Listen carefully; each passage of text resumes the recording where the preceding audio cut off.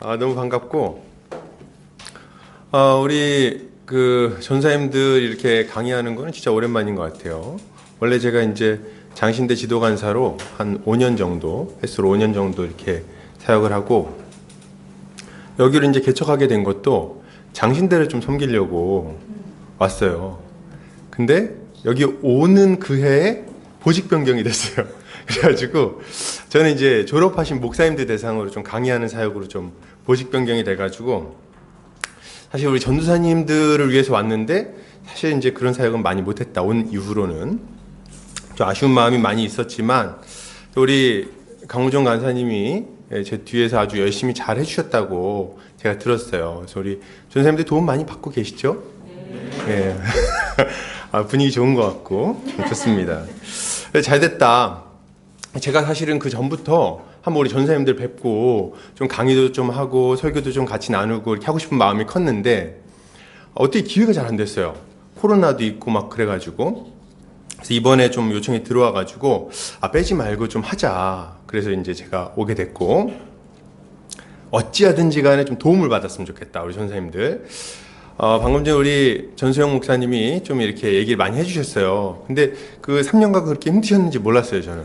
이렇게 모임 오는 게 이렇게 힘들었는데, 와서는 되게 좋아했거든요. 그래서 막 여기서 와가지고 막 하호호호 즐거웠는데, 어떻게 또 제가 마음을 몰라줘서 죄송하다는 생각이 들고. 그러나 정말 모범이었어요. 와가지고 정말 열심히 성경을 연구했고, 덕분에 많은 사람들이 도전을 받고 저도 좀 많이 힘을 얻고 그랬던 것 같습니다. 우리 전사님들 그 신대원 사역을 하다 보면, 신대원에서 이렇게 있다 보면 신학에 대해서 많이 배우실 거예요. 오늘도 우리가 성경 신학을 배우시는 거예요. 신학을 많이 배우시게 되는데, 여러분 신학을 왜 배우십니까? 신학을 배워야 되는 이유가 뭐죠? 성경을 잘 보려고. 그렇지 않아요? 성경을 잘 연구하려고. 그래서 우리에게 맡겨진 양무리를 잘 돌보려고. 그래서 우리가 신학을 공부하는 거 아닙니까? 제대로 성경을 해석해서 제대로 전하기 위해서. 근데 문제가 하나 있더라고요. 제가 여러분보다 장신대를 오래 다녔어요. 저는 이제 5년. 와. 근데 보니까 다 동일하게 하는 얘기가 있어요. 뭐냐면 정말 시간이 너무 없다는 거예요. 여러분만 시간이 없는 게 아니었어요. 계속 시간이 없다는 거야. 그래서 성경을 연구를 잘 안 해오는 경우가 많았어요. 저는 다 오케이, 어쨌든 오기만 해라, 이렇게 해서 했었는데, 이게 지금 답답한 일 아닙니까? 성경을 연구하기 위해서 신학을 연구하는데 성경 연구는 정작 안 하는 거예요. 그래서 나중에 졸업하면 그럼 열심히 하겠다 마음을 먹고 그렇게 하겠죠. 근데 졸업하면 말이죠, 방금 전에 얘기 잘 해주셨는데 정말 시간이 없어요. 왜냐면 그때부터는 공부하는 때가 아니거든. 그때부터는 목사님들이 사정을 안 봐주십니다. 계속 신방 맡기고 계속 뭐 아우팅 가야 되고 계속 뭐 이렇게 해야 되는 거예요.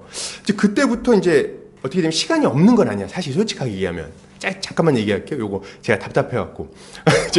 기회가, 이런 기회가 많지 않아요.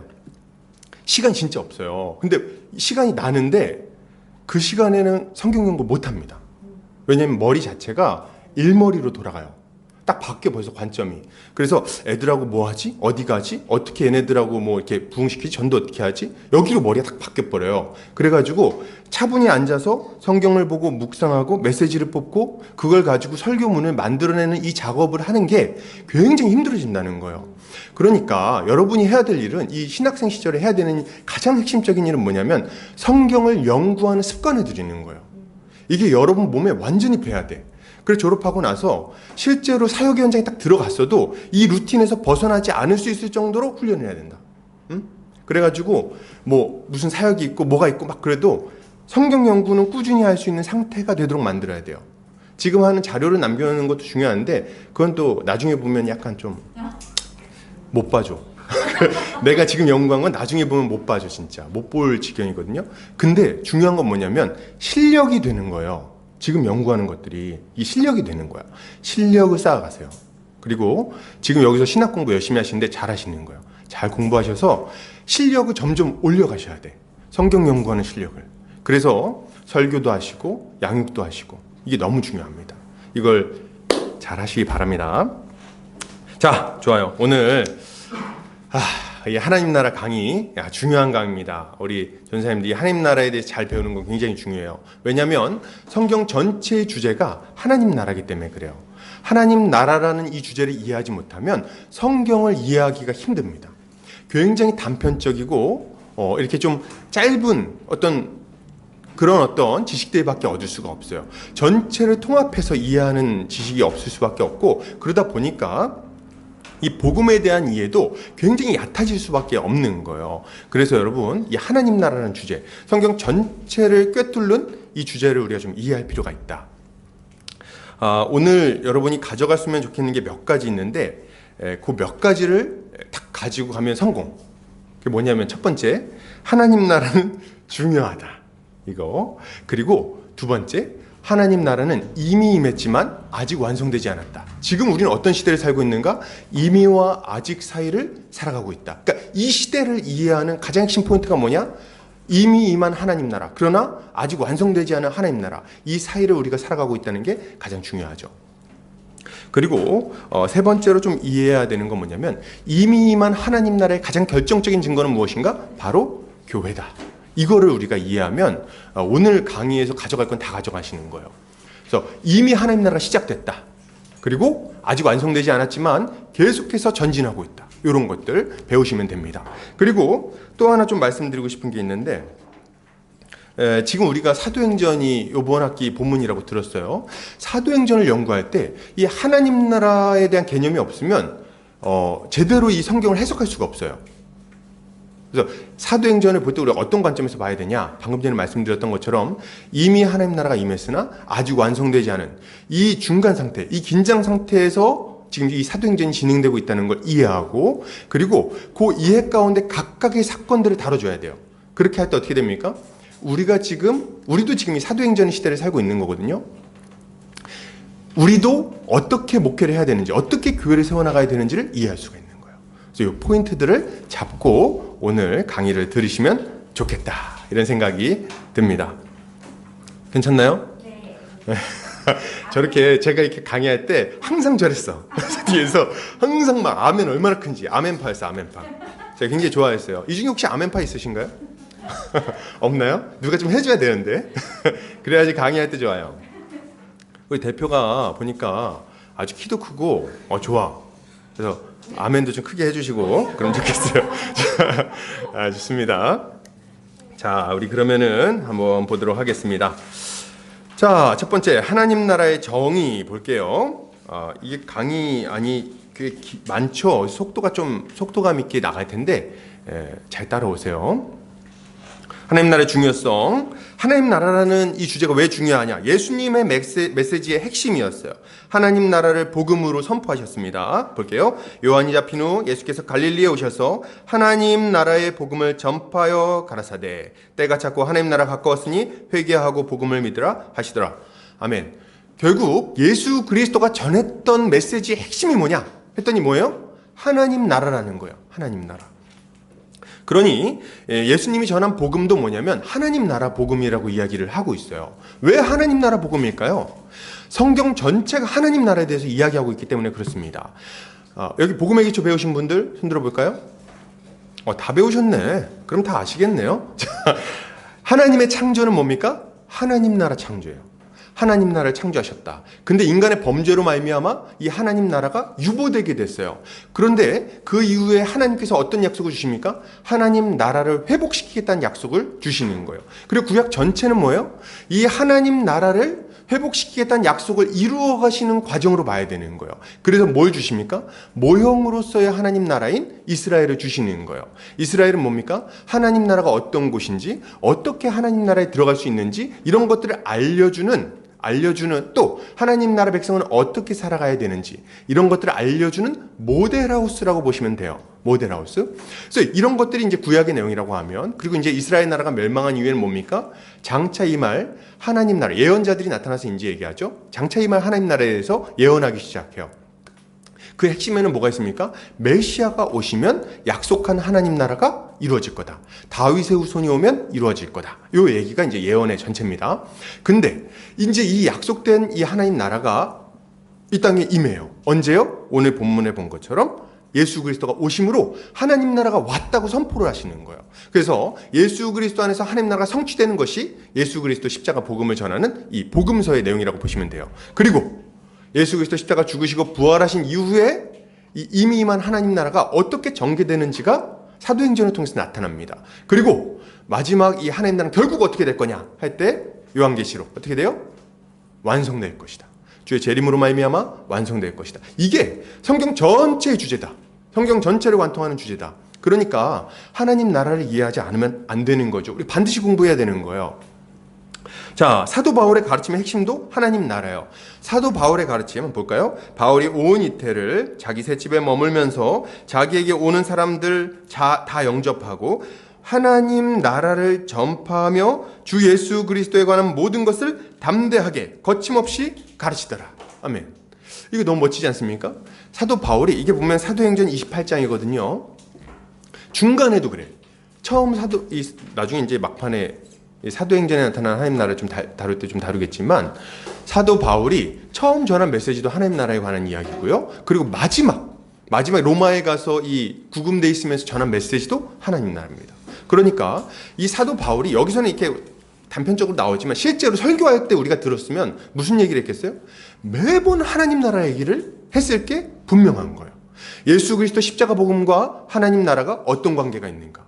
하나님 나라 백성으로서 우리는 어떻게 살아야 되는가? 결국 이 하나님 나라는 우리 가운데 어떻게 완성될 것인가? 우리는 무엇을 소망하며 어떻게 살아야 되는가? 이런 것들을 계속 얘기했을 거라는 거예요. 그렇기 때문에 이 하나님 나라 주제가 중요하다. 이렇게 여기까지 좀 우리가 볼 수 있겠죠.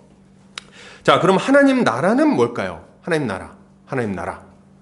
천국하고는 좀 다른 개념일까요? 천국. 우리한테 익숙한 그 용어로는 천국이 있겠죠. 천국, 하늘나라. 근데 이제 여러분, 우리가 이 두 개를 구분해서 생각하시면 안 돼요. 천국과 하나님 나라는 같은 개념입니다. 같은 걸 이야기하는 거예요. 근데 왜 천국이라고 부릅니까? 여러분 이거 잘 이해해야 돼요. 하늘에 있어서 천국이 아닙니다. 이거 다 알고 계시죠? 모르시는 분들은 지금 알면 됐어요. 자, 보세요. 하늘에 있어서 천국이 아니야. 여러분 마태복음에만 천국이라는 이야기가 나오는데요. 단어가. 마태복음은 누구를 위해서 쓰여진 성경입니까? 예, 유대인들을 위해서 쓰여진 성경이에요. 근데 유대인들은 전통적으로 하나님이라는 용어를 직접적으로 얘기하는 걸 좀 불편해하는 그런 사람들이에요. 그러다 보니까 하나님의 나라라는 표현을 하나님을 넣어서 얘기하기가 싫은 거야. 그래서 어떻게 했냐면 하나님이 다스리고 계시다는, 하나님이 좌정하고 계시며 이 땅을 통치하고 계신다는 그 장소로서의 의미를 이 하늘이라는 걸 가지고 온 거예요. 그래서 하나님이 계시다는 차원에서 하늘나라라고 부르는 겁니다. 그걸 우리나 이제 한자로 번역하면서 천국이 된 거예요. 그러니까 우리식으로 표현하면 이것도 하나님 나라라는 말을 하려고 한 거죠. 이렇게 이해하시면 되는 거예요. 그래서 자꾸 이제 막 천국 하면 우리 이미지 속에는 구름이 떠올라요. 그렇죠? 구름 위에서 약간 날개 달고 엔젤링 달고 말이죠. 약간 날아다니고 약간 흐물흐물하고 약간 이런 걸 생각하는데 뭐 하프 치거나. 근데 그런 개념이 전혀 아니다. 이걸 이해해야 됩니다. 자, 그럼 이제 천국이 그런 거다 좀 보는데 좀 분명하게 들어가 보죠. 하나님 나라 정의는 뭡니까? 킹덤 오브 갓 이렇게 되어 있는데 하나님 나라는 세 가지 요소를 가지고 있어요. 나라의 3요소를 생각해 보시면 됩니다. 뭐예요? 주권, 국민, 영토. 이게 이제 나라의 3요소 아닙니까? 근데 사실 이건 주권, 지금 이 시대 와가지고 이제 주권이지 원래는 뭡니까?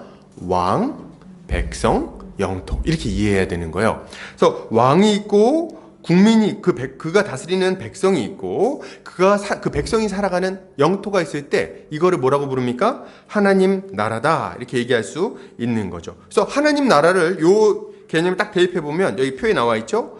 하나님의 왕권, 하나님의 주대심, 왕 대신 하나님이 계시고 그가 다스리는 백성이 있고 또 그의 다스림을 받는 백성이 살아가는 땅이 있으면 거기가 어디예요? 하나님 나라다 이렇게 이야기를 할 수 있는 거죠. 이 하나님 나라의 원형으로 제시되는 것이 있습니다. 어디입니까? 바로 에덴 동산이에요. 에덴 동산은 하나님 나라의 원형으로 우리에게 딱 제시가 됩니다. 왕이신 하나님이 계시고 그가 창조하시고 다스리시는 백성이 있으며 그 백성이 하나님 나라의 복을 마음껏 누리면서 살아가는 영토가 있었어요. 에덴 동산. 그죠? 이게 하나님 나라의 원형으로 딱 제시가 됩니다. 이 세 가지 요소가 다 있는 게. 그리고 이 하나님 나라의 이 3요소가 다 갖춰진 게 이 세 가지 요소를 다 갖춘 하나님 나라가 성경에 한 군데 더 나와요. 어딜까요? 눈치 있는 분들 딱 얘기하는데 어딜까요? 계시록. 계시록에 보면 딱 나와요. 왕 되신 하나님의 직접 통치가 이루어지고 그분의 백성인 교회가 신구약 교회가 거기에 이제 거주하고 있으며 그들이 살아가는 곳은 어디입니까? 새하늘과 새 땅. 그래서 이 3요소가 다 완성된 모습이 계시록에 딱 등장합니다. 그래서 하나님 나라의 이 그 3요소가 이렇게 드러난다는 걸 여러분 좀 이해해야 돼요. 자, 구약 성경, 유대교 문화, 그리고 예수님의 말씀을 통한 나라 개념의 이해를 좀 우리가 가져야 됩니다. 우리가 하나님 나라 이렇게 얘기했을 때 성경에서 우리가 좀 성경을 볼 때 하나님 나라 했을 때 좀 헷갈리는 경우가 많아요. 구약도 그렇고 신약도 그렇고. 구약보다는 사실 신약에 와서 이 하나님 나라 개념이 헷갈릴 때가 많거든요. 이유가 뭐냐면 이 3요소가 정확하게 맞아떨어지지 않는 것처럼 느껴질 때가 많아요. 그래가지고 왜 하나님 나라 개념이 이렇게 안 맞아떨어지지? 이런 생각을 하는데 이 하나님 나라에 대한 또 하나의 개념을 여러분 분명히 하나 잡아야 됩니다. 그게 뭐냐면 여기 나오는 것처럼 보세요. 이 하이픈 보세요. 구약 성경에서 나라로 번역되는 말쿠트가 하나님에게 적용될 때 언제나 통치라는 추상적 역동적 의미로 사용된다 이렇게 되어 있어요. 그래서 성경에서 하나님 나라라는 표현을 사용할 때 특별히 신약에서 요거 사용할 때 구약에서도 그렇지만 주되게 사용하는 개념이 뭔지를 여러분 좀 이해해야 되는데 그게 뭐냐면 하나님의 왕권 혹은 하나님의 통치라는 개념으로 많이 사용돼요.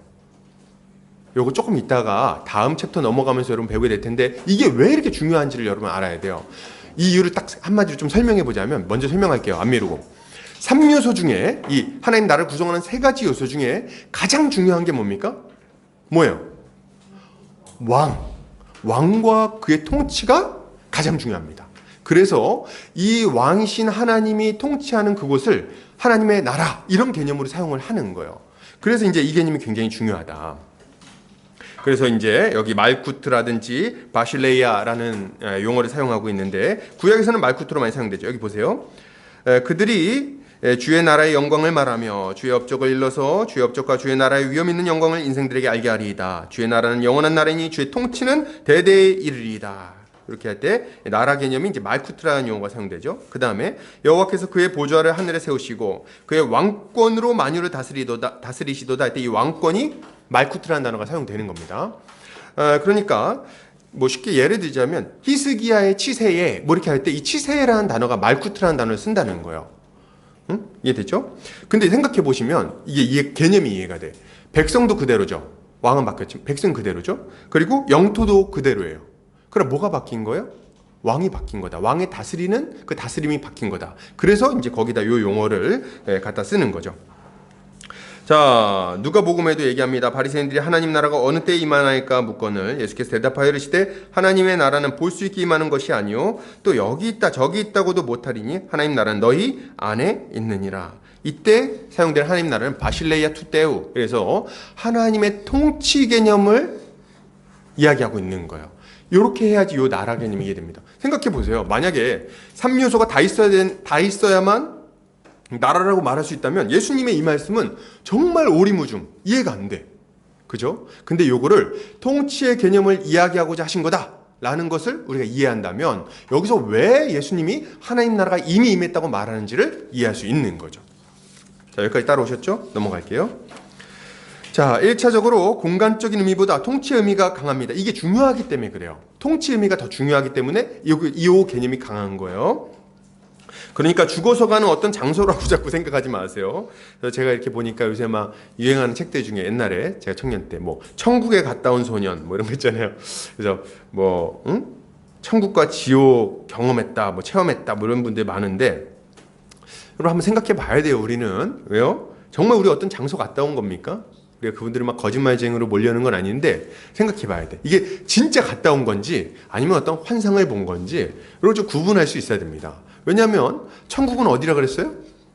천국은 어디입니까? 하나님이 창조하신 이 세상이에요. 그리고 이것이 지금 유보된 상태인데 결국 우리 주님이 하신 일이 뭡니까? 이거를 다시 회복시켜서 완성시키는 일을 하실 거란 말이죠. 그래서 완성된 천국은 언제 임해요? 우리 주님 재림하시면 그때 이제 되는 거예요. 그러니까 지금 무슨 별다른 무슨 안드로메다에 무슨 빛나는 금으로 만들어진 뭐가 있다 이렇게 얘기했을 때 여러분 그렇게 쉽게 요동하지 않으셨으면 좋겠어요. 우리 신학생들인데 그걸 좀 구분해야지. 그죠? 예전에 어떤 목사님 군대 가신 선배 목사님 만났는데 그분이 이제 군목으로 계세요. 저한테 이제 책을 주시더라고. 왔더니 이 목사람 이런 거 한번 봐야 돼. 그러 주셨더니 이제 천국과 지옥 체험 이런 거 있잖아요. 그거 막 주시더라고. 재밌었다. 아무튼 그런 생각을 했어요. 자, 하나님 나라와 관련된 개념들. 여기 요 하이픈을 좀 봐야 되겠어요. 이미 임한 하나님 나라의 실체는 하나님의 통치이다. 좀 뒤에서 더 살펴볼 겁니다. 장차 완성될 하나님 나라는 공간적 차원도 실현될 거예요. 우리 주님 재림하실 때. 통치 개념으로 이해하면 두 나라의 공존이 설명이 됩니다. 이 세대와 오는 세대에 중첩되는 것들을 우리가 이해할 수 있는 거죠. 하나님 나라와 관련된 개념들은 이런 거예요. 직접적인 개념들, 천국 같은 말이라 그랬죠. 구원은 뭡니까? 하나님 나라로 들어가는 것, 하나님 나라 백성이 되는 것, 이렇게 이해할 수 있겠죠. 그 하나님 나라에 들어가 하나님의 통치 가운데 그 복을 누리게 되는 것, 이렇게 얘기할 수 있어요. 내세는 어디입니까? 오는 세대를 말하는 거죠. 오는 세대 언제입니까? 우리 주님으로 말미암아 이미 이루어진 하나님 나라를 말하기도 하고, 그리고 장차 우리 주님으로 말미암아 완성된 하나님 나라를 의미하기도 하는 거예요. 그래서 막 죽고 가는 나라 자꾸 이렇게 생각하지 마세요. 종말은 뭐냐? 이 하나님 나라 완성되는 그날, 이렇게 얘기하면 되고요. 그리고 영생 이런 것도 마찬가지로 장차 완성된 하나님 나라에서 우리가 누리게 될 복된 생명, 뭐 이렇게 얘기하면 좋을 것 같아요.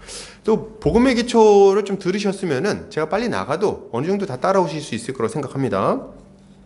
그리고 저 목사님 뭐라고 말하는지 이해가 안 됩니다. 강우정 목사님한테, 간사님한테 물어보시면 돼요. 자, 간접적인 개념들, 복, 순종, 교회. 우리 전사님들 있잖아요. 우리 설교할 때 우리 성도님들이 복 받기를 되게 원하잖아요. 그죠? 복 받기를 원하고 우리는 축복하고 말이죠. 이렇게 한단 말이죠. 근데 우리는 진짜 복 받은 사람들이 맞고 축복하는 사람들이 맞습니다. 성도들은 복 받은 자들이에요. 그리고 더 충만한 복을 누리며 살아야 돼요. 근데 이때 우리가 이 복 개념을, 하나님 나라 개념을 떠나서 얘기를 하기 시작하면 정말 이거는 엉망이 돼버려요. 그러니까 요 개념을 잘 이해해야 된다. 복이 뭐냐? 결국 하나님의 통치 가운데 하나님이 주시는 안식을 누리는 게 복이에요. 그러니까 하나님 나라 백성으로서 살아가면서 누리는 안식, 이게 핵심이거든요. 요거를 이해하지 못하면 자꾸 돈 많이 벌고 장사 잘 되고 연봉 오르고 이렇게 간단 말이지. 그러니까 요거 잘 이해해야 된다 말씀을 좀 드리고 싶어요. 순종, 교회. 이거는 우리 강호정 간사님이 해주세요. 나중에. 자, 넘어갈게요. 자, 다음 하나님 나라와 창조 세계의 관계 한번 보세요. 벌컵 벌컵 조직신학 쓰신 분이죠. 하치. 이런 분들이 이렇게 얘기했어요. 마지막 때에 세상이 새롭게 되며 만유는 회복되며 하늘과 땅이 끝나서 새하늘과 새 땅이 설립된다고 한다. 이 미래의 창조는 전적인 새 창조가 아니라 현 우주의 갱신이라는 점에 의견이 모아지고 있다. 그러니까 결국 하나님께서 창조하신 하나님 나라가 다시금 회복되는 것을 우리가 기대해야 된다고 이야기하는 거죠. 요 강의안이 있으니까 나중에 읽어보세요. 넘어가겠습니다. 시간이 그렇게 많지 않더라고요. 저한테 주어진 시간이. 그래도 좋은 거 갖다 놓은 거니까 한번 읽어보세요. 글. 자, 좋아요. 계속 넘어가 보겠습니다. 예수 그리스도 안에 임한 하나님 나라에 대해서 좀 살펴볼게요. 구약시대에 하나님 나라에 대한 기대가 있었어요. 메시아 사상이 있습니다. 여호와의 날, 장차 임하실 메시아, 이런 것에 대한 기대가 있었어요. 자, 이사야서 35장 보면 뭐라고 말합니까? 그때에 맹인의 눈이 밝을 것이며 못 듣는 사람의 귀가 열릴 것이며 그때 저는 자는 사슴같이 뛸 것이며 말 못하는 자의 혀는 노래하리니 이는 광야에서 물이 솟겠고 사막에서 시내가 흐를 것임이라. 이거 뭡니까? 하나님 나라가 회복될 날을 지금 이야기하고 있는 거예요. 설명하고 있는 거예요. 언젠가 이런 복된 세상이 회복될 것이다. 이야기를 하는 거죠. 다 이걸 기대했어요. 구약 백성들이. 우리 노래도 있잖아요. 사막에 샘이 넘쳐. 이 노래가 다 이런 기대에서 비롯된 겁니다. 그런데 그 나라는 언제 오냐 이거예요. 언제 이 나라가 회복될 거냐. 언제 그런 땅이 이 땅 가운데 사막이 언제 꽃필 거냐. 할 때 메시아가 임하면 그 나라가 임할 거다. 이렇게 얘기를 한 거예요. 그래서 구약에 있는 모든 백성들은 장차 오실 메시아를 간절히 대망했어요. 모든 문제가 없어지고 모든 악인들은 죽어버리고 그리고 하나님의 그 복된 통치가 이루어질 거니까 그걸 기대하고 살았던 거예요.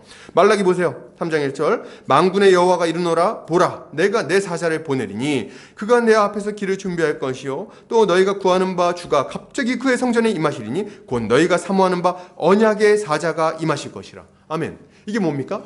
그리고 나서 이 4장에 나오는 얘기가 뭐냐면 언약의 사자가 와가지고 이 모든 악인들을 완전히 불태워버릴 거라는 얘기를 하는 거예요.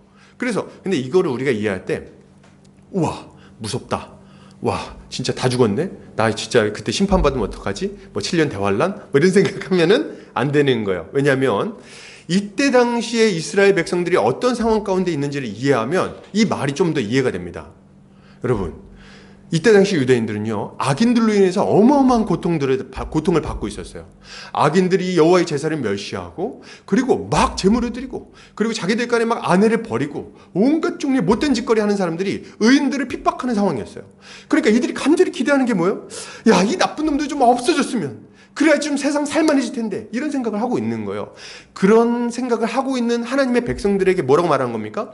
여호와의 날이 오면 언약의 사자가 오면 모든 악인들을 완전히 불태워버리고 그리고 다시금 약속한 하나님 나라 그 복된 나라가 회복될 것이다. 이렇게 얘기를 하는 거죠. 와, 그러니 그 나라를 막 언약의 사자를 안 기다릴 수 있습니까? 간절히 기다리게 되는 거예요. 이 말라기에 나오는 이 심판의 개념은 이런 어떤 맥락에서 이해할 필요가 있는 거예요. 우리 막 보면 마지막 날에 뭐 불태운다고? 어우, 큰일 났는데? 이렇게 할 필요가 없죠. 우리를 대상으로 하는 얘기가 아니에요. 혹시 이 중에 악인들이 있다면 좀 걱정하시고 아니라면 뭐 좋아해야죠. 자, 그러면 이 유대인들이 이 하나님 나라가 어떻게 임할 것인가 할 때 이들은 직선적 역사관을 가지고 있었어요. 이 표를 한번 보세요. 이 사람들이 이 세상을 이해할 때는 이 역사관이었습니다. 이 세대가 쭉 진행되는 거예요. 이 세대는 어떤 세대예요? 사단이 통치하는 사단의 나라. 사단이 통치하는 사단의 나라가 이 세대입니다. 그래서 이 세대가 쭉 아담의 타락 이후로 이 세대가 진행이 되는 거예요. 불법 통치자, 공중 권세자 마귀가 이 세상에 있는 사람들을 다스리는 이 세대가 지금 진행되고 있습니다. 그래서 사람들은 다 죄와 사망의 노예로 살아가고 그리고 의인이 고통받고 악인이 번영하는 일들이 일상다반사로 일어나는 시대인 거예요. 이게 정말 이해 안 되는 그런 시대인 거죠. 근데 말이죠. 이 세대가 끝나요. 언제 끝납니까? 여호와의 날, 주의 날, 이런 날입니다. 이렇게 부르는 구약에 그 날이 딱 임해요. 그러면 그때 누가 오세요? 메시아가 딱 도래합니다. 그러면서 이 세대는 딱 끝나버리는 거예요. 완전히 종결돼. 그래서 여기 보면 어떻게 됩니까? 악인이 심판받고 그리고 의인이 상급을 받으며 하나님의 복이 사람들 가운데 임하고 이 망가져 있는 이 피조 세계는 다시금 온전한 모습으로 회복되게 되는 거예요. 그게 이 사람들이 이제 기대하고 있는 거죠. 그래서 이 주의 날을 그렇게 기다리는 거야. 종말이야, 이 날이. 딱 단회적으로 임하면 그 다음부터 뭡니까? 오는 세대가 시작돼. 하나님의 나라.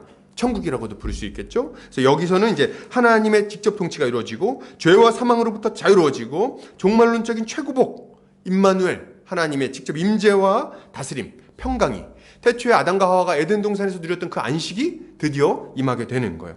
그리고 의인은 구원받고 악인은 심판받게 되는 거죠. 그게 이제 이 사람들의 이 개념이에요. 그래서 이 세대가 가고 나면 오는 세대가 시작될 거다. 그래서 내 세가 다음 세대가 시작될 거다. 그걸 기다리는 거예요. 이 여호와의 날. 그런데 말이죠, 여러분. 이게 이들의 생각이었는데 재밌는 일이 일어납니다. 뭐예요? 이들이 그렇게 메시아가 오면 그날이 올 거야 기다리고 있는데 어느 날 메시아 같은 분이 오신 거예요. 메시아 같은 분이 왔어. 오니까 막 보니까 병자 치료하고 막 말씀 전하는데 권위 있는 자 같고 귀신 막 떠나가고 난리 났어요. 그걸 보면서 우와, 메시아인가 보다 이렇게 생각하는데 근데 뭐가 좀 이상해. 뭐가 좀 마음에 안 들어. 뭐가 마음에 안 들어요? 악인들이 여전히 있는 거예요. 응? 그리고 이분이 메시아 같긴 한데 죄인들하고 같이 밥을 먹는 거예요. 세리죄인 창기 3종 세트. 그래가지고 맨날 같이 밥 먹고 얘네들이 심판받아야 되거든요. 그리고 바리새인들이랑 막 자기들 같이 막 서기관들, 의로운 자들 이런 자들이 칭찬받고 막 그래야 되는데 안 되는 거야 그게. 그런데다가 자기들은 여전히 로마의 지배하에 있어. 그래서 로마의 지배 저 더러운 이방인들 그냥 아우 단박에 그냥 불태워버리고 번개 임하고 그리고 이제 하나님이 우리 예루살렘을 막 한 100m도 높여가지고 막 그렇게 돼야 되는데 엉뚱하게 아직도 총독이 다스리고 있다는 거예요. 그러니까 이게 이해가 안 되는 거야. 왜 악인들이 저렇게 있지? 왜 저 모양 저 꼴이지? 왜 우리는 상 안 받고 죄인들하고 같이 다니는 거야? 그래가지고 바리새인들하고 서기관들이 예수님을 메시아가 아니라고 얘기합니다. 막 공격하는 거예요. 바알세부 집에서 귀신 내쫓는다고 그러고 막 온갖 얘기를 합니다. 이유가 있는 거예요, 여러분. 이들의 기본적인 사상이 있는데 그게 이루어지지 않고 있는 거야. 근데 여러분, 이렇게 이것 때문에 고민한 사람들이 꼭 바리새인들만 있었던 건 아닙니다. 누가 있습니까? 우리가 익히 잘 아는 세례 요한도 똑같은 고민을 했어요. 세례 요한이 어느 날 감옥에 갇혀 있을 때 이제 예수님한테 제자들을 보냅니다. 그래서 물어봐요. 옷이 그이가 당신입니까? 왜 물어보냐면 이게 의문이 되는 거예요. 세례 요한은 의인 아닙니까? 당대 의인이에요. 그런데 이 세례 요한이 감옥에 갇혔어요. 근데 왜 갇힙니까? 갇힌 이유가 너무 황당해. 왕이, 이 헤로드 왕이 자기 동생의 아내인가요? 동생의 아내를 뺏었어. 뺏어가지고 자기 아내를 취한 거예요. 진짜 그 헤로드 왕이 진짜 깡패 같은 놈이거든요. 그래가지고 아무도 그 얘기를 못해. 얘기하면 난리 나니까. 근데 유일하게 세례 요한이 나서가지고 그건 죄입니다 이렇게 얘기를 한 거예요. 그러니까 헤로드 왕이 가만히 있을 수 있습니까? 면이 있잖아요. 그래가지고 가둬버렸어 감옥에. 근데 여러분이 생각해보세요. 세례 요한이 누구냐면 예수님이 메시아라고 딱 지정해서 알려준 사람이에요. 하나님의 어린 양이다. 이분이 오실 그분이다. 내 뒤에 오실 이가 계신데 나는 그의 신들림에도 풀 수 없다. 뭐 이렇게 얘기했던 사람이거든요. 근데 이해가 안 되는 거야. 메시아는 왔는데 왜 내가 감옥에 갇혀야 돼? 저 나쁜 헤로드 왕이 갇혀야지. 이게 어떻게 된 거야? 내가 착각했나? 이런 생각을 하는 거예요. 그래가지고 예수님한테 사람을 보낸 겁니다. 그때 예수님의 답변이 기가 막힙니다. 뭐라고 얘기하세요? 너는 가서 가난한 자에게 복음이 전파되고 눈먼 자가 눈을 뜨고 그리고 거는 자가 일어난다고 네가 가서 얘기해라. 이렇게 얘기를 합니다. 우리는 딱 들었을 때 예수님이 자기 자랑하시는가? 뭐 이런 생각할 수 있지만 그게 아니라 이게 공식적으로 메시아가 할 일입니다. 근데 그게 지금 되고 있다고 얘기를 하시는 거예요. 뭔 말이에요? 나 메시아 맞다. 이렇게 얘기를 하시는 거죠. 자, 그러면 이 시점에 우리는 궁금한 점을 하나 가져야 돼요. 뭐요? 왕, 백성, 영토 세 가지 요소가 완전히 이루어지지도 않았고 하나님이 약속하셨던 악인의 심판과 의인의 그 상급이 온전히 이루어지지 않은 피조 세계 회복이 완전히 이루어지지 않았는데 도대체 왜 하나님 나라가 임했다고 메시아가 왔다고 말하는가? 이런 의문이 우리에게 생기는 거예요. 다 완성되지 않았잖아. 근데 왜 하나님 나라가 시작됐다는 거야? 여기에 대한 답은 뭐냐면 이겁니다. 방금 전에 우리 아까 전에 살펴봤지만 하나님 나라가 완전히 완성된 건 아니야. 그런데 하나님 나라의 하나님 나라를 이루는 세 가지 요소 중에 가장 결정적이고도 중요한 요소가 이미 성취되었기 때문에 하나님 나라가 이미 임했다고 말하는 거예요. 그게 뭡니까? 왕이신 하나님이 이 땅 가운데 임재하셔서 그분이 직접 통치하고 계시는 거예요. 뭘로요? 말씀으로. 그리고 자신의 백성들을 불러 거듭나게 해서 하나님의 통치 가운데 살아가게 만들어버리는 겁니다. 그러니까 이미 하나님 나라가 임했어. 그리고 장차 임할 하나님 나라에서만 누릴 수 있다고 생각했던 그 안식을 이 땅에서부터 먼저 누리며 살아갈 수 있게 만들어주신 거예요. 그러니까 하나님 나라가 이미 임했다고 말을 하는 겁니다. 자, 이 구도를 이해하기 위해서 다음 페이지 넘어가세요. 그림이 딱 나옵니다. 구약에 있는 백성들은 다 어떻게 생각했냐면 직선적 세계가 쭉 진행됐다가 이 단선 세계관이 예수 그리스도의 오심으로 말미암아 메시아 오심으로 끝나고 새 시대가 시작될 거라고 바로 시작될 거라고 생각했어요. 근데 실제로는 그렇게 임하지 않은 거지. 어떻게 임했습니까? 이 세대가 끝나지 않았는데 이 세대 가운데 하나님의 나라가 침투해 버렸어. 그래서 하나님 나라가 이미 시작돼 버리는 거예요. 그래서 이 두 세대가 겹치는 모양으로 시작이 돼 버린 거예요. 겹치는 형태로. 그래서 이미 하나님 나라가 시작됐으나 아직 완성되지 않은 형태. 이 세대는 끝나기 시작했으나 아직 완전히 끝나버리지 않은 세대. 이 중간 상태가 지금 되어버린 거죠. 이게 우리 주님 오심으로 말미암아 이루어진 하나님 나라고 그게 지금 우리가 살아가고 있는 이 시대에 대한 이해입니다. 이걸 우리가 이해해야 되는 거예요. 자, 그림 아주 잘 그렸죠. 초림과 재림 이렇게 돼 있고요. 요건 이제 나중에 뭐 어디 가서 강의할 때도 요거 잘 사용하시면 좋겠어요. 이 세상 나라는 이렇게 쭉 진행되고 있는데 안 끝났어. 초림 때 안 끝나고 계속 진행됩니다. 그리고 초림 때 하나님 나라는 이미 시작됐으나 쭉 가죠. 그리고 재림 때 이 세대는 끝나게 되고요. 그리고 초림 이후에 시작된 하나님 나라는 재림 이후에도 계속됩니다. 이렇게 쭉 영혼까지 이어지게 되는 거예요. 자, 여기 박스 보세요. 이 세대 사단이 죄와 사망의 강한 영향력으로 불신자를 지배하고 복음을 듣지 못하도록 마음을 혼미케 하는 세대예요. 신자들에게는 환난과 핍박 또는 세상의 염려와 재물의 유혹으로 하나님과 그 말씀에서 멀어지게 되죠. 자기 사랑이라는 강력한 특징을 지닙니다. 이게 이 세대의 특징이에요. 여러분 우리 성도들 가운데 혹은 세상 사람들과 친구들 가운데 보면은 막 이상하게 살아가는 사람들 있잖아요. 그래서 어떻게 저렇게 이상한 삶을 사는가? 너무 놀라지 마세요. 이 세대의 특징이에요, 특징. 그러니까 이게 원래 그러려니 해야 되는 거예요. 그리고 오는 세대의 특징은 뭐예요? 하나님의 직접 통치, 계시, 은혜, 능력, 백성의 근본적인 변화가 일어납니다. 사단이 괴멸되고 신령한 복을 누려요. 이게 지금 오는 세대의 특징인데 가만히 보시면 딱 아실 수 있어요. 뭘 알 수 있어요? 지금 시작된 것들이 있는 것 같은데? 지금 벌써 우리가 누리는 게 있는 것 같은데? 예, 맞아요. 예수 그리스도의 오심으로 말미암아 이미 시작됐어요. 뭐요? 하나님의 통치가 시작됐습니다.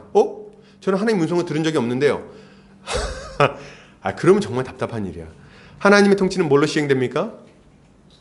말씀으로 이루어지는 거예요. 하나님의 말씀이 우리 가운데 선포될 때 성령께서 우리 가운데 조명해 주십니다.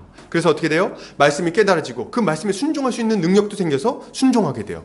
근데 하나님 말씀에 순종하면 어떤 일이 일어나요? 하나님의 통치로 말미암은 안식이 우리 가운데, 그 평강이 임하게 되는 거예요. 그래서 갑자기 설교처럼 바뀌는데 안 되겠다. 가정이 바뀌고 직장이 바뀌고 이렇게 되는 거야. 이게 이해되세요? 이게 진짜 그래요. 우리는 진짜 어마어마한 걸 가지고 있는 거예요. 복음이 전파되잖아요. 진짜 가정이 바뀝니다. 그래서 하나님 통치가 이루어지면 질서가 잡히고 그 안에 여유가 생기고 사랑이 넘치고 용서가 되고 용납하게 되고 그리고 신령한 은사를 가지고 막 이런 것들이 나타나는 거예요. 근데 그거는 원래 우리가 생각해 보면 그거는 나중에 천국 가서 누릴 거 아니었어? 예, 맞아요. 근데 우리가 죽은 이후에만 있을 게 아니라 이미 하나님 나라 시작됐으니까 이 땅에서부터 우리가 누릴 수 있는 거죠. 우리 전사님들, 이 소망이 없으면요 우리 사용 못해요. 사용 못해. 우리가 말씀 전에도 아무 능력이 없다고요? 성도들 가정이 안 변한다고요? 그럼 우리가 무슨 소망을 가지고 성도들을 돌볼 거예요? 무슨 힘을 가지고, 무슨 소망을 가지고 말씀 전하겠어? 우리는 이 확신이 있는 거예요. 말씀이 전해지면, 말씀이 그들 안에 들어가면, 그래서 하나님의 통치가 그 가정 가운데 이루어지면 바뀐다. 완전히 새로워진다. 확신이 있어야 돼. 보통 이럴 때 아멘 한 번쯤 해주는 게 약간 예의예요. 네, 좋아요. 자, 계속 가죠. 이미 임했으나 아직 완성되지 않은 하나님 나라. 이미의 관점에서 하나님 나라를 받아들여야 돼요. 그리고 아직 관점에서 하나님 나라의 완성을 소망합니다. 여러분, 하나님 나라를 이해할 때 우리는 너무 어디에 좀 치우쳐 있냐면 아직에 치우쳐 있어요. 지금 우리 이 세대는 우리 한국교회 그 풍토 자체가 그래요. 그래서 이 풍진 세상에 우리 그만 살고 이제 언젠가 올 하나님 나라 그 나라를 그냥 소망하면서 이 땅 그냥 다 불타버릴 거. 그만. 소망 없어. 뭐 돈 벌어서 뭐 할 거야. 소고기나 사 먹지. 뭐 이러면서 계속 이제 그렇게 넘어가는 거거든요. 근데 그렇게 아니야. 그렇게 아니고 이미 임한 하나님 나라에 여러분 관심을 가지셔야 돼요. 왜냐하면 우리가 이미 임한 이 땅에서 이미 임한 이 하나님 나라의 소망을 가지고 이 땅에서 목회를 할 거 아니에요. 그러니까 여기에 관심을 둬야 돼. 이미 임한 하나님 나라가 얼마나 능력이 있는지, 얼마나 복된 것인지, 우리 성도들이 이걸 얼마나 많이 누려야 되는지 이걸 알아야 된다 이거지. 여기 관심이 없이 언젠가 이루어질 거야 하면 얼마나 우울합니까? 성도들은 맨날 우울해야 돼? 맨날. 어쩔 수 없지. 이 세상은 소망이 없어. 이렇게 하면서 맨날 그래야 됩니까? 맨날 남편한테 두드려 맞고 아내는 집 나가고 자식들은 말 안 듣고 맨날 그래야 돼?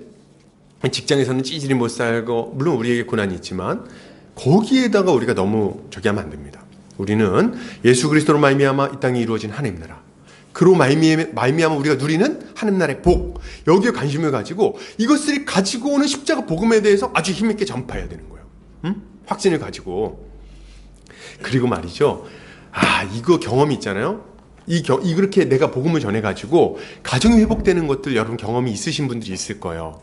애가 변화되는 경험이 있는 분들이 있을 거야. 막 너무 개판 치고 막 담배 피고 마약하고 막 이런 애들. 그런 애들이 막 어느 날 바뀌어가지고 이런 경험이 있을 거예요. 이 경험이 많이 있으면 많이 있을수록 고난을 이겨내는 힘이 강해집니다. 그래야지 목회 진짜 어떡할 거야 진짜. 진짜 목회가 진짜 여러분 만만치 않아요. 와.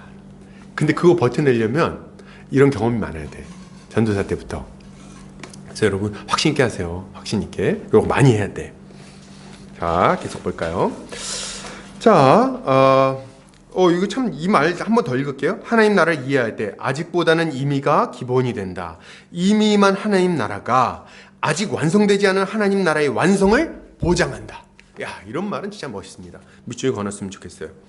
이미 already not yet 뭐 이렇게 많이 하는데 하나님 나라의 현재성을 말하는 거예요. 더 큰 성취, 그림자가 아닌 실체로서의 하나님 나라는 왕으로 오신 예수 그리스도를 통해 그 안에서 하나님 나라가 이미 임했습니다. 이미 임했기에 마지막 때에 주어질 그날의 복과 안식을 이미 누리며 살아가죠. 예수 그리스도께서 성령님을 보내어 통치하시며 그 통치에 순종하는 자들은 하나님 나라의 복을 누리는 거예요. 그러나 아직 not yet, 하나님 나라는 아직 완성되진 않았어요. 주의 재림 때 완성될 겁니다. 아직 하나님 나라가 완성된 게 아니기 때문에 믿음으로 이미 임한 하나님 나라를 누려야 돼. 믿음으로 누려야 돼. 그리고 하나님 나라의 미완성으로 유혹과 범죄와 고난이 존재하기 때문에 믿음을 지키기 위해 영적 전투를 벌이면서 살아가야 됩니다. 이 종말론적 긴장이 있는 거예요. 하나님 나라가 이미 시작됐지만 아직 완성되지 않아가지고 사단의 세력이, 잔존 세력이 있어. 그래서 계속 싸워야 되는 그런 요소가 있는 거예요. 요걸 우리가 좀 이해할 필요가 있어요. 이걸 이해해야 성도들의 삶을 이해할 수 있거든요. 그리고 목회의 어려움을 이해할 수가 있어. 자, 지금 이 땅에서 하나님 나라에 이미 들어간 신자는 장차 완성될 것을 소망하며 주님의 재림을 기다린다. 이미와 아직에 대한 오해, 이미만 생각할 경우 이미 이루어진 일들에 대한 과도한 확신 때문에 장차 완성될 하나님 나라를 소망하지 않게 되죠. 이 땅에서 일어난 여러 고통스러운 일들에 대해서 올바른 해석을 하지 못하게 됩니다. 정말 근데 이게 많은 것 같아요. 순복음은 제가 볼 때 참 좋은 게 이미 임한 하나님 나라를 굉장히 강조해요. 그래서 병 치유됩니다. 뭐 귀신 쫓게 납니다. 이게 강하거든. 그래서 막 다 누릴 수 있다는 거야. 재정적인 어려움도 해결됩니다. 막 다 됩니다. 할 수 있다 하시는 찬양 부릅니다. 막 이런 거 있잖아요. 근데 이제 문제는 뭐냐면 그렇게 하다 보니까 병이 안 나았을 때, 고난이 쉽사리 가시지 않을 때 그걸 해석이 안 되는 거야. 해석이 안 돼. 그래가지고 막 어떻게 얘기합니까? 이게 해석이 안 되니까 믿음이 없는 거 아닙니까? 이렇게 가버리는 거야. 이게 문제가 심각한 거죠. 좀 어려울 수 있다. 그런 면에서 좋은 장점이 있지만 이런 약점이 있다. 아직만 생각하면 어때요? 이 장로교가 약간 이렇죠. 아직만 생각해. 그래가지고 아직 아무것도 이루어지지 않았다고 생각하기에 이 땅에서 복된 삶을 누리며 살아가지 못하죠. 늘 우울해. 또한 이룰 수 없는 일이기에 거룩한 삶을 살아내기 위해서 분투하는 삶을 살지 못합니다. 제가 이렇게 보니까 원래 우리 믿음의 선배님들은 이렇지 않았거든요. 근데 약간 왜곡된 것 같아. 그래가지고 이제 조직신앙 뭐 이런 걸 공부를 하면 되게 소망을 가지고 거룩에 대해서 열심히 좀 애를 쓰고 해야 되거든요. 근데 그게 아니라 이 신칭이 믿음으로 말미암아 의롭다함을 얻었어. 우리 이미 의로워. 완전히 하나님 나라 백성이 됐어. 그러니까 내가 뭔 짓을 해도 하나님 나라 들어가. 그러니까 어떻게 합니까? 이 땅에서는 적당히 살고 그리고 이제 마지막에 이제 그 나라 들어가니까 뭐 상급 자꾸 기대하지 말고 그냥 적당히 살자. 뭐 이런 이상한 모습만 나타나요. 재밌는 게 뭐냐면 우리가 교회에서 이런 거 안 가르쳐줘도 있잖아요. 성도들이 본능적으로 그렇게 합니다. 제대로 안 가르쳐주면 예를 들어 여러분 믿음으로 들어가는 거예요. 이런 거 막 가르쳐주잖아요. 믿음으로 의로워지고 믿음으로 예수 그리스도의 의로 하나님 앞에 판결 받을 것이며 예수 그리스도를 힘입어서 우리 들어가는 거니까 우리의 의로 들어가는 게 아니고 막 이렇게 가르치잖아요. 그러면 성도들은 야 우리 진짜 죄인이야. 본능적으로 그럼 예수 믿고 적당히 살다가 나중에 죽기 전에 예수님 믿습니다. 아멘. 이렇게 하고 죽으면 좋겠다. 이렇게 생각을 한다는 거죠. 거룩한 삶에 대한 이해가 없어. 그래서 이런 것들도 우리가 좀 이런 어떤 거에 대한 좀 무지에서 오는 모습이 아닌가 이런 생각을 좀 해봅니다. 종말을 살아가는 그리스도인의 세 가지 유형. 이거는 굉장히 글이 잘 쓴 글이에요. 그래서 한번 읽어볼게요. 첫째로 이미 그리스도인들이 있다. 이들은 낙관주의자들로서 이미 그리스도 안에서 이루어진 성취를 강조한다. 그러나 그들은 결과적으로 남아있는 신비와 극복할 수 없는 죄와 치유되지 않는 질병과 교회에서 또는 심지어 세상에서도 뿌리 뽑히지 않은 악은 없다는 인상을 준다. 완전주의에 빠진 것이다. 그들의 낙관주의는 쉽게 주제넘음으로 전락하고 환멸로 끝난다. 둘째로 아직 그리스도인들이 있다. 이들은 비관주의자들이다. 이들은 완성되지 않은 구원과 재림을 강조한다. 그러나 그들은 인간의 무지와 실패, 질병과 죽음의 만연, 순수한 교회나 완벽한 사회를 확보하는 것의 불가능성 등에만 몰두하고 있는 듯이 보인다. 그들은 그리스도께서 그분의 죽으심과 부활하심으로써 그리고 성령을 선물로 주심으로써 이미 해놓으신 일, 그리고 그 결과 우리의 삶과 교회와 사회에서 이미 하실 수 있는 일을 잊고 쉽게 자기 위안으로 전락해버린다. 셋째로, 이미 아직 그리스도인들이 있다. 이들은 성경적인 현실주의자들이다. 이들은 예수님의 초림과 재림, 그분이 하신 일을 기뻐하는 것과 이제 그분이 하실 일을 열렬히 기다리는 것에 똑같은 비중을 두기를 원한다. 그리스도를 영화롭게 하기를 원하면서 동시에 겸손한 죄인이 되기를 원한다. 이미 하나님이 그리스도를 통해 말씀하시고 행하신 일에 큰 확신을 갖고 있으며 그리스도의 인격과 사역의 부요함을 가능한 한 힘껏 탐구하고 체험하기로 단단히 결심한다. 또한 그들은 아직 앞에서 많은 무지와 죄성, 많은 육체적 연약성, 지상교회의 신실하지 못함, 그리고 사회적 부패가 남아있다는 것을 부정하지 않는다. 그들은 그리스도께서 초림 때 시작하신 일이 재림 때 완성될 때까지 세상은 타락하고 반쯤 구원받은 증상을 지닌 채로 남아있으리라는 것을 인정한다. 야, 정말 글 잘 쓰지 않았어요? 야, 이거 나중에 이제 계속 보면은 와, 정말 잘 썼다. 우리의 인생에 대해서, 우리 어떻게 살아야 되는지에 대해서 정말 잘 쓴 글이다, 이런 생각을 하게 될 거예요. 자, 넘어갈게요. 하나님 나라 현재성 좀 하나씩 좀 살펴볼게요. 그러면 이미 이 세상에 임한 하나님 나라, 이 세상 나라 안으로 진격해 들어왔어요. 하나님 나라가. 마태복음 11장 12절, 세례 요한의 때부터 지금까지 천국은 침노를 당하나니 침노하는 자는 빼앗느니라. 침노를 당한다. 천국이 침노를 당한다. 재밌는 표현이죠. 여기 밑에 박스 보세요. 천국은 침노를 당하나니 비아제타이. 이거 비아제테라는 단어를 썼는데 이거를 수동태로 해석하지 않고 중간태로 해석해야 됩니다. 중간태로. 천국이 침노를 당하는 입장이 아니라 천국이 능동적이고 역동적으로 임한다는 뜻으로 사용해야 된다는 거예요. 폭력적인 성격을 갖는 강력한 단어의 의미를 가지고 있습니다. 그래서 이걸 좀 이해하면 이런 거예요.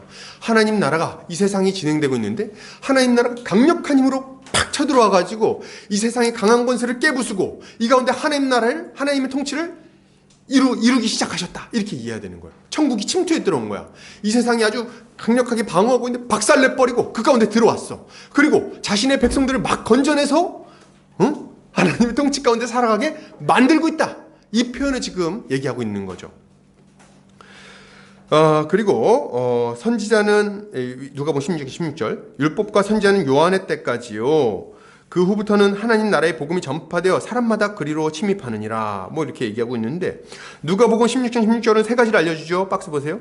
한 시대가 세례 요한으로 끝났다는 것과 그때부터 새로운 활동, 즉 하나님 나라의 선포가 시작되어서 지금도 계속되고 있다는 것과 그 결과 사람들이 하나님 나라로 들어간다는 것을 이야기하는 거죠. 그래서 율법과 선지자로 대표되는 옛 시대가 이제 세례 요한 때로 끝났다는 이야기를 하는 겁니다. 좀 쉽게 얘기하면 이거예요.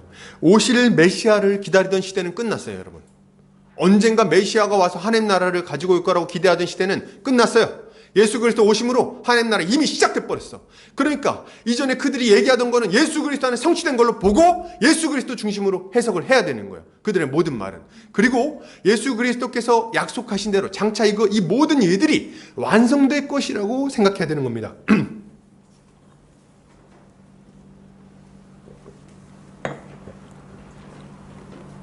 그래서 이 성경을 볼 때 여러분 잘 들으세요. 성경 해석할 때 구약을 구약으로만 해석하라는 분들이 있어요. 그 구약 신약 하시는 분들인지 교수님들이 많이들 그렇게 얘기하시는데 왜 구약을 가지고 자꾸 신약을 가지고 구약을 어쩌고 저쩌고 하냐. 구약은 그 고유의 내러티브가 있는 거니까 구약만 냅두고 그걸 가지고 교훈을 얻어도 된다. 이렇게 얘기하시는 분들이 있어요.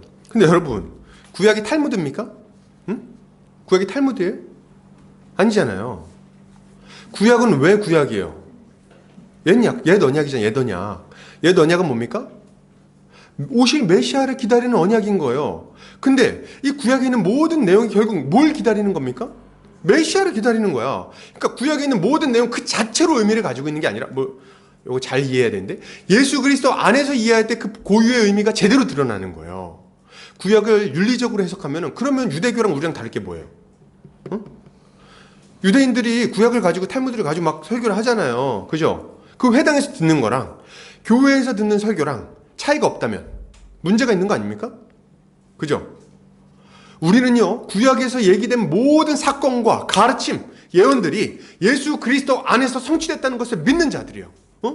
그분 안에서 해석이 됐으니, 그분 안에서 성취가 됐으니까 우리가 십자가 복음을 중심으로 해서 구약을 해석을 해야 되는 거예요. 그렇게 할 때 비로소 아브라함의 이야기든 이삭의 이야기든 야곱의 이야기든 12지파의 이야기든 여호수아의 이야기든 라합의 이야기든 다 해석이 되는 거야.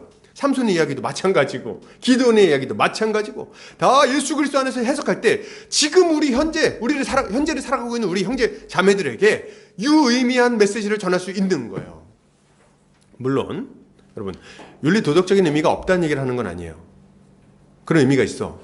율법적인 가르침들이 그대로 있죠. 근데 여러분 잘 생각해야 돼요. 구약에서 가르치는 모든 율법은요, 우리의 힘으로 지킬 수 없어요. 우리의 능력으로 그걸 성취할 수가 없어. 하나님 뜻대로 살 수가 없고 그 열매를 맺을 수가 없어요. 왜요? 우리는 뿌리 깊은 죄인이기 때문에 그래요. 그래서 늘 넘어지고 하려고 그러는데 안 되고 하려고 그러는데 안 되고 경험 많죠? 우리는 사실 구약에 있는 유대인들하고는 비교도 안 될 정도로 빈약한 몇 가지 율법을 가지고 살아갑니다. 말씀 보기, 기도하기, 새벽 기도, 뭐 그런 것밖에 없잖아요. 근데 그것도 못 지켜. 맨날 싸우고 맨날 갈등하고 맨날 음란하고 맨날 넘어지고 그게 우리 아니에요. 그래서 이 구약을 율법주의적으로 구약 중심으로 해서 해석을 해버리면 절망밖에 안 남아요, 여러분. 다 좌절하고 절망밖에 안 남아. 교훈을 아무리 전해보세요. 애들이 다 지킬 수 있을 것 같아요? 못 지켜요. 절대 못 지켜요.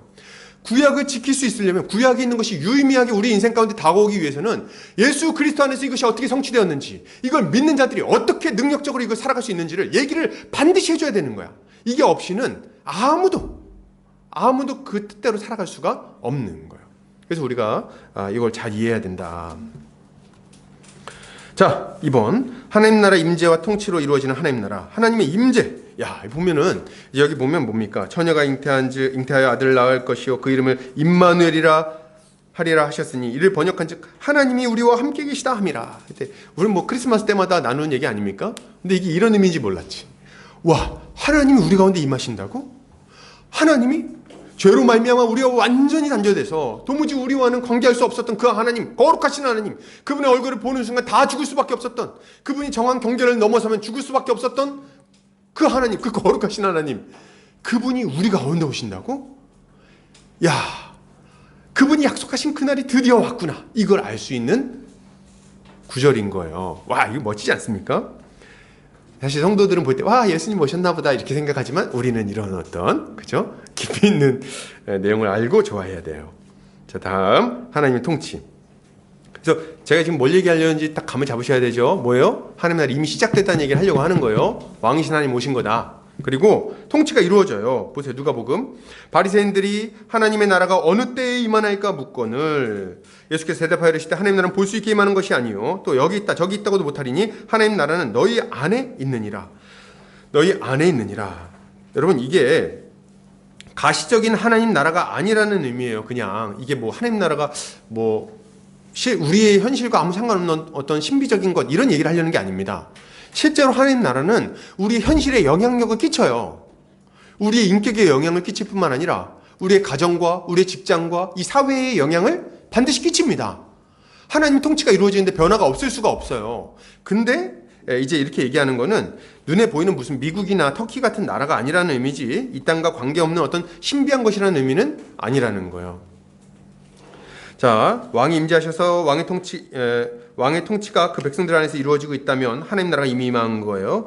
하나님 나라는 이미 제자들 가운데 임해 있죠. 너희 안에로 번역된 엔터스 휘모는 전통적으로 너희 마음속에라는 의미로 이해되어 왔지만 이 경우에 너희 가운데, 무리 중에의 의미로 사용되는 것이 더 자연스럽습니다. 여러분, 이렇게 얘기할 때 그럼 우리 가운데 하나님 나라가 임했다는 게 무슨 말이야? 우리 가운데 하나님 통치가 이루어지고 있다는 말이지. 그럼 그게 뭔데? 할 때 교회를 의미합니다, 여러분. 교회. 뭐예요? 하나님의 다스림을 받는 하나님의 백성들. 그게 뭐예요? 교회거든요. 그러니까 하나님 나라는 어디에 이루어지고 있는 거예요? 교회 중에 이루어지고 있는 겁니다. 이렇게 이해를 해야 돼요. 그래서 여러분, 우리가 뭘 얘기할 때 하나님 나라의 복을 어디서 누리냐 할 때 어디서 누려요? 교회에서 누리는 거예요. 교회에서. 하나님 나라의 그 충만한 통치가 이루어집니다 얘기할 때 그거를 자꾸 개인주의적으로 이해하면 안 돼. 그런 통치가 있지 없는 건 아니야. 근데 궁극적으로 얘기하려고 하는 바는 뭐냐면 예수 그리스도로 말미암아 거듭난 새 피조물, 새로운 피조물, 한 세 사람, 혹은 뭐라 그러죠? 갑자기 한 세 사람 맞나요? 갑자기 용어가 생각나요. 아무튼 그 교회, 집합적 존재, 교회적 존재, 이 교회가 하나님 나라가 이 땅 가운데 이루어졌다는 증거입니다. 그래서 이거 뭐라고 부릅니까? 하나님 나라의 현시라고 불러요, 교회를. 그래서 이 하나님의 통치가 교회 가운데 이루어지고 있다, 이걸 이해할 때 목사의 직분이 뭐 하는 건지, 그리고 왜 치리가 이루어져야 되는지, 왜 거룩하게 살아야 되는지, 왜 주일마다 설교를 하는지를 이해할 수 있는 거예요. 제가 보니까 어떤 데는 교회를 하겠다고 해놓고 형제들이 모여가지고 설교를 없앴다는 거야. 그래서 그럼 뭐 하는데? 그때 모여가지고 같이 찬양하고 나눔하고 이런다는 거예요. 그거는 교회가 아닙니다. 그건 교회라고 볼 수 없어요. 왜요? 하나님의 통치가 이루어지고 있지 않으니까. 이렇게 막 너무 심하게 얘기하면 안 되겠지? 잠깐만, 제가 약간 삭제해 주세요. 너무 셌어. 약간 제가 잘못한 것 같아. 그러나 약간 이렇게 정상적인 형태는 아니다, 이렇게 말할 수 있어요. 왜냐하면 하나님의 통치는 말씀을 통해서 이루어지는데, 특별히 누구를 통해서 이루어지냐면 하나님께 세우신 직분자들이 있어요. 그들을 통해서 말씀이 선포됩니다. 그래서 이 말씀 선포하는 자들이 중요하거든요. 여러분이 중요하다 이거예요. 왜 중요하냐면 모든 성도가 설교를 하는 게 아니잖아. 그잖아요. 하나님의 말씀을 전적으로 연구하고 그 안에서 하나님 뜻을 정교하게 분별하고 하나님의 의미를, 십자가 복음을 제대로 이해해서 성도들의 삶을 이해하고 그 삶에 적용해주고, 그리고 때로는 책망해주고, 그들이 하나님 말씀대로 순종하도록 만드는 역할이, 직분이 목사 아닙니까? 근데 이제 목사 없이 막 해보겠다 할 때는 약간 잘 모르는 것 같다, 이런 생각을 좀 해봐요. 제가 왜 당황했냐면, 제가 장신대에서 가르칠 때 우리 장신대 선생님들 중에 그런 거 굉장히 좋아하시는 분들이 많다는 걸 제가 알았어요. 그래서 이제 설교 없이 다 모여가지고 찬양하고 다 같이 말씀 나눔하고 막 이런 거 좋지 않습니까? 막 얘기하는 분들이 있었어. 궁금하더라고. 도대체 왜 목사하려고 여기 왔어요? 궁금하더라고. 아니, 어차피 다 같이 설교할 수 있으면 왜 여기 왔어? 거기 가서 하지. 그런 생각이 들었어요. 여러분들 중에 혹시 있으면 죄송합니다. 그러나 아마 제 생각할 때 여기까지 왔으면 이제 그런 생각은 아마 안 할 거다 생각이 들어요. 그래도 제가 사랑합니다, 그런 분들도. 자, 귀신 축출 넘어갈게요. 예수님이 오셔가지고 이분이 많이 하신 일이 있어요. 그게 뭐냐면 귀신 내쫓는 일을 엄청 많이 하시거든요. 성경에 보면 귀신 내쫓았다는 얘기 되게 많어. 그래가지고 이거 흉내낸다고 지금도 막 가가지고 어디 가서 너 이름이 뭐야? 뭐 그때 시어머니 귀신이다. 나가! 이런 거 많이 하거든요. 근데 이게 되게 바보 같은 거예요. 그런 차원에서 예수님의 축기 사역을 이해하면 정말 너무 단편적인 이해야. 너무 단편적인 이해고 너무 잘 모르는 거야, 뭐를. 보세요. 여기 보면 예수님이 귀신을 막 쫓아요. 그랬더니 이제 바리새인들이랑 사두개인들 이런 애들이 막 비방을 합니다. 뭐라고 비방해요? 야, 저거는 하나님 능력으로 쫓는 게 아니라 저거는 분명히 바알세불, 귀신의 왕을 힘입어서 내쫓는 거야. 저거 사쿠라야. 막 이렇게 얘기를 한단 말이죠. 그랬더니 예수님이 딱 데려다가 얘기합니다. 야, 무슨 소리야? 내가 지금 귀신의 왕을 힘입어서 내쫓으면 니들은 뭘로 내쫓냐? 이렇게 물어보십니다.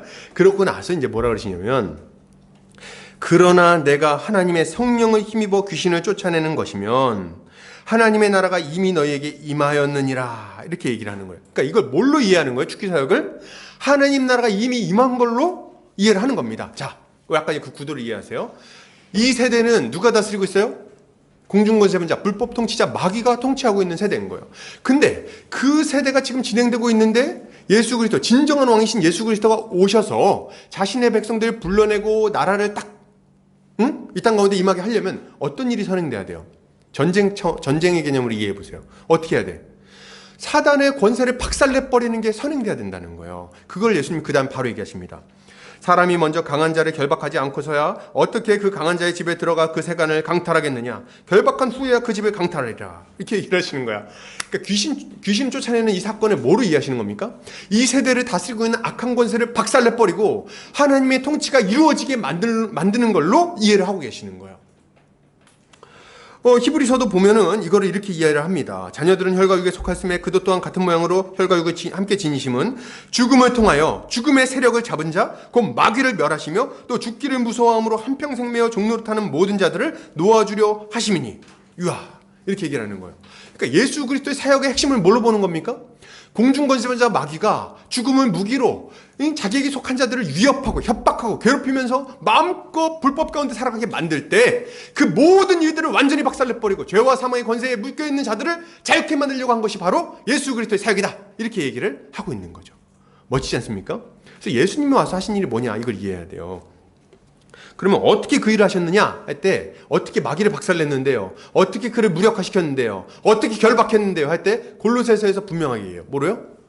네, 그분이 십자가로서 율법 증서에 쓰여있는 모든 것들을 완전히 없애버리셨다, 이렇게 얘기를 합니다. 율법 조문에 쓰인 것들을 무력화시켰다, 이렇게 얘기를 하거든요. 뭐예요? 마귀는 검사 같은 거라고 생각하면 돼. 디아볼로스, 참소하는 자 아닙니까? 그래서 마귀는 맨날 참소하는 거야. 저 인간 나쁜 인간이에요. 죽여버리세요. 지옥 보내야 됩니다. 나쁜 인간이에요. 저랑 같이 똑같이 나쁜 놈들이 막 이런 얘기 하는 거예요. 근데 그렇게 참소하면서 사망의 선고를 내리는 게 마귀가 하는 일이거든요. 근데 예수님이 하신 일이 뭐냐? 예수님이 하신 일이 뭐냐면 이 마귀의 모든 참소를 다 무력화시키는 일을 하신 거예요. 어떻게? 십자가의 죽으심으로 말미암아 이 모든 뭡니까? 지옥이야, 지옥 이렇게 선고했을 때 그거를 다 형벌을 다 받으심으로써 그 무력화시켜버리고, 그리고 원래 지켜야 되는 것들을 예수 그리스도가 완전히 순종하심으로써 하나님께서 요구하시는 일을 성취하심으로 율법 조문에서 요구하는 모든 것을 성취해버렸어. 그렇게 함으로써 마귀가 우리에게 막 욕을 하잖아요. 저 인간 나쁜 놈입니다. 지난 여름에 한 일을 제가 알고 있습니다. 얘기할 때 괜찮다. 예수가 해결했다. 이렇게 하는 거예요. 그러니까 마귀가 우리를 붙들고 늘어질 수가 있다 없다? 없다. 그렇게 돼버린 거예요. 그래서 완전 이 묶었다는 게 가가지고 무슨 막 성령으로 꽁꽁 묶고 막 난리 났어 막. 그래서 결박을 진을 부수고 막 결박을 그런 게 아니에요. 근데 여기서 무적행에 빠졌다, 계시록이. 그리고 똑같은 얘기예요. 이게 진짜 무슨 바닥 없는 구덩이가 있어가지고 계속 떨어지고 있는가? 이런 생각하면은 그건 답이 없는 얘기야. 그런 얘기가 아니고 완전히 무력화돼서 더 이상 하나님의 말씀을 듣고 그분의 말씀으로 거듭난 자들에게 손댈 수 없다는 얘기를 하는 거예요. 그 복음을 막을 수 없다. 십자가 복음으로 말미암아 구원받는 것을 마귀가 강제로 막을 수 없다는 얘기를 하는 거예요. 제가 지금 굉장히 힘드네요. 너무 빨리 하고 있어 지금. 근데 너무 많이 남아갖고. 좋아요. 지금 얼마 남았죠? 제가 할 시간이? 30분 남았나요? 괜찮나요? 조금 한 20분 더 해야 되나요? 아무튼 그런 거다 생각하시면 돼요. 자, 여기 가운데 박스 안에 가운데 별표 보면 사람은 곧 영적인 권세에서 구원받아야 할 처지에 있으며 그 영적인 권세는 사람의 능력으로는 정복할 수가 없다. 하나님 나라가 궁극적으로 임하며 그의 통치가 우주적으로 세워진다는 것은 영적인 영역에 속한 악의 원리 자체가 멸망한다는 것을 의미한다. 예수께서 귀신을 내어 쫓으신 사건의 의미는 하나님 나라가 악을 종말론적으로 정복하며 사단을 멸하기 전에 하나님의 나라가 사단의 영역을 침범하여 예비적으로 그러나 결정적으로 패배시켰다는 것이다. 요 이해를 가지셔야 됩니다. 자, 밑에 쿤이 얘기한 거는 좀 한번 읽어보세요. 이것도 참 좋은 글입니다. 자, 오스카 쿨만의 D-Day, V-Day 이 그림 우리가 좀 주목해서 보시면 좋겠어요. 이 오스카 쿨만은 임의와 아직 개념을 요 D-Day, V-Day라는 개념으로 좀 설명을 했어요. 그래서 D-Day는 뭐냐면 여기 설명 잘 나와 있어요.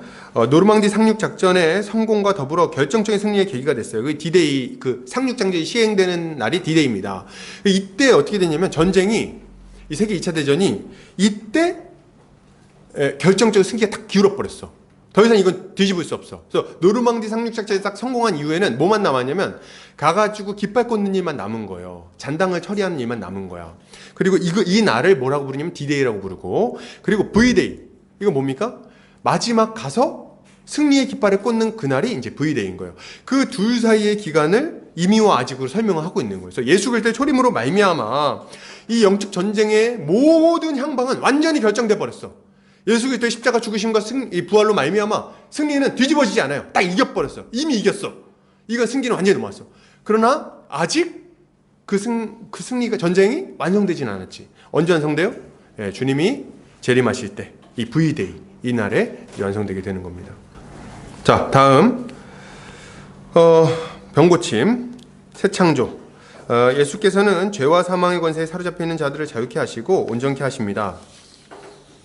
온전케 하십니다. 안 되겠어요. 우리 5분만 쉽시다. 요거 여기 있고 다음부터 할게요. 5분만 쉴게요.